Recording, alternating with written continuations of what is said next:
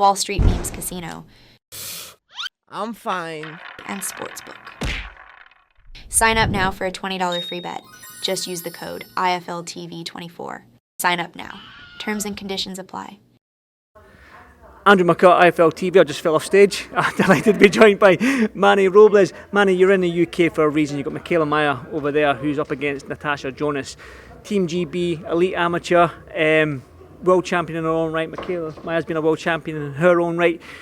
We're going to have an exciting fight Saturday, aren't we? Definitely. It's got the makings of a great fight, and possibly, if I wouldn't doubt it if it turns out to be a heck of a fight, and maybe a fight of the year candidate.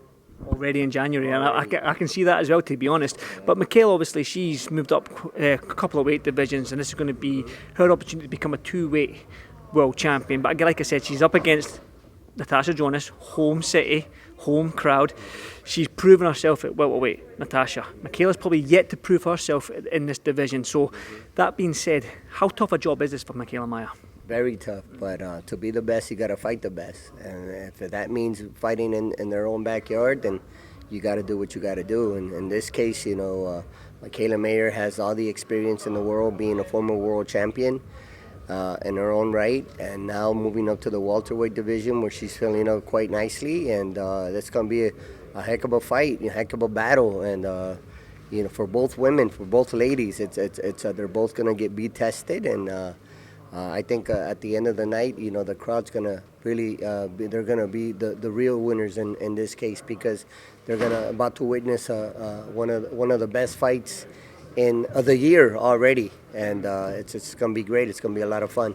Definitely, I'm looking forward to it. It's definitely a good way to kickstart the year. Now, I know you were out in Canada last week with your fight of Sanchez against Maloney, and we'll touch on that, but I don't want to stay on Michaela Maya. Although Michaela is the away fighter coming into Natasha Jonas's backyard, she's no stranger to the UK. I think this is maybe her fourth fight in the UK, so she's no stranger being over here. She loves the UK fans, right? Yeah, absolutely. And she feels like it almost feels like she's fighting right at home, where the crowd, the fans here in the UK have accepted her quite nicely, and they've embraced her and making her feel like she's one of their own. And I definitely believe that come Saturday night, she's going to have a lot of fan support.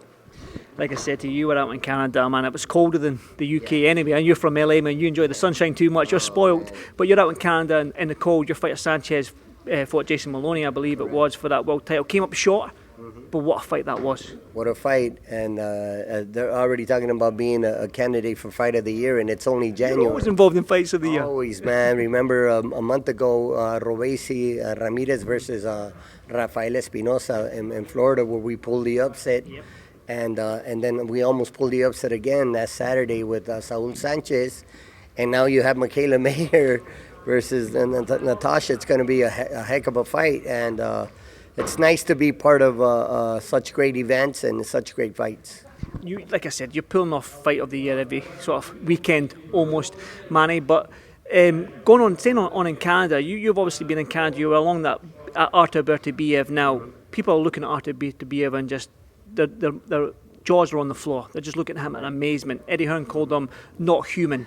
You've seen him up close in Canada. I mean, just describe that man to me. He's a heck of a fighter. He's an incredible fighter, strong, solid, man. This guy touches you and he hurts you. You know what I mean? He's so strong. He's got a perfect record, perfect knockout record. But I believe that the fight to make now in the light heavyweight division is, as we all know, it's with Beterbiev, and that's the fight we all want to see. And I think we will get that come maybe.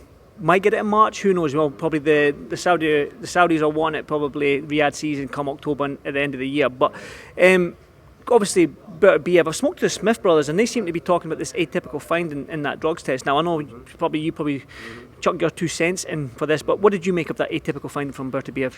I don't know.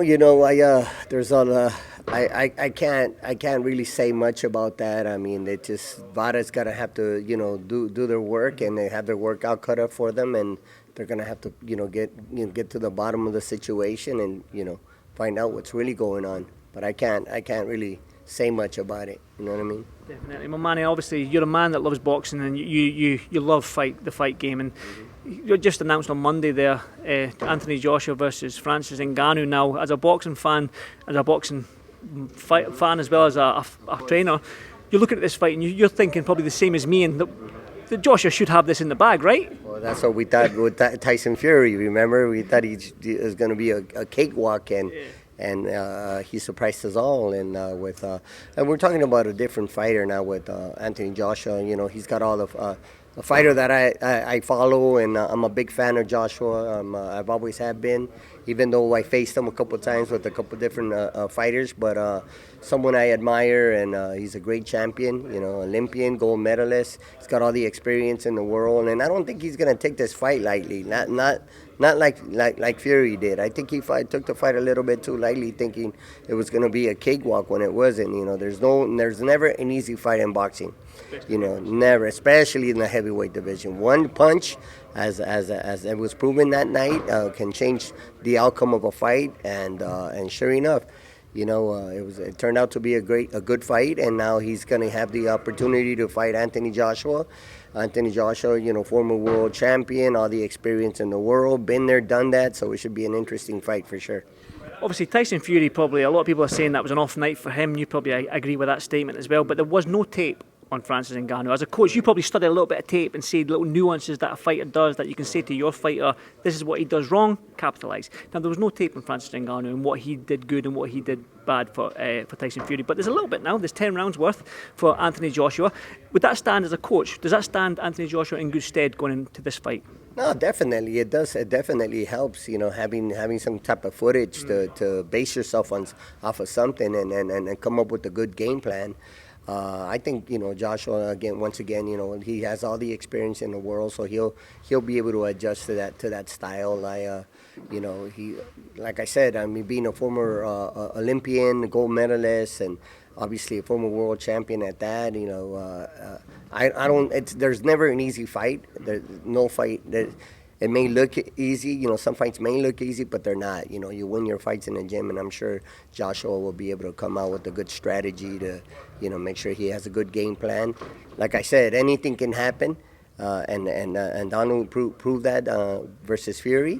You proved that, you know, coming from a different background with MMA, if I'm not mistaken. You know, I'm not an MMA guy, but anyway, I believe that's his background, and you know, he's a good fighter, solid. You know, he proved that versus Fury, and I think he's gonna test Anthony Joshua. But I believe Anthony Joshua, with his experience and you know, again, and his skills, I believe that he should come out on top.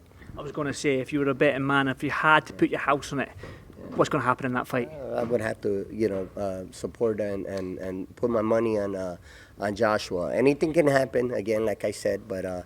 I mean, the logic tells you, you know, Joshua shouldn't be able to win that fight.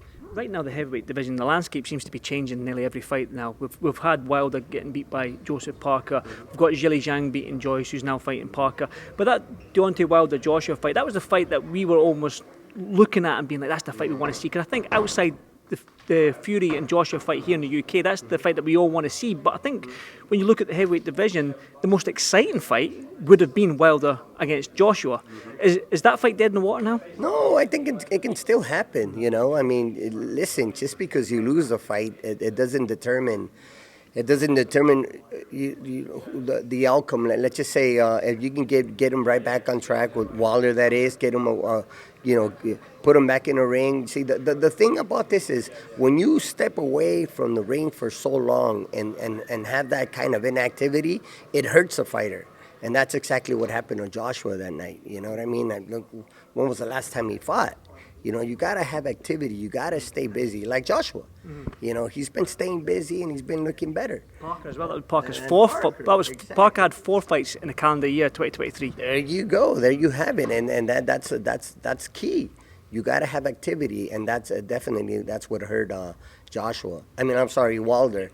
But it's just you know, get him back on track, get him a win, get him a couple wins, get him back on track, and I'm sure we'll be talking about Wilder versus Joshua in the near future. But you got to get him back in the winning column, and you got to keep him busy, man.